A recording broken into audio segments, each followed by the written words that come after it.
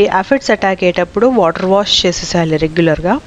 Water wash చేస్తూ మనం ఏం చేయాలంటే రోజు అబ్జర్వ్ చేస్తుండాలి. ఒకవేళ అబ్జర్వ్ చేయలేకపోతే ఏం చేయాలంటే నీమ్ ఆయిల్ స్ప్రే వేసుకోవాలి. నీమ్ ఆయిల్ స్ప్రే చాలా ఈజీ అనమాట. 1 పోర్షన్ నీమ్ ఆయిల్ వేస్తే 10 పోర్షన్స్ ఆఫ్ వాటర్ వేసి మిక్స్ చేసేసి బాగా అది స్ప్రే కొట్టాలి ఆకుల కింద ఇంకా ఆకుల పైన. సో ఇలాగ మనం చేస్తూ ఉంటే మొక్క బాగా పెరుగుతూ ఉంటుంది అనమాట.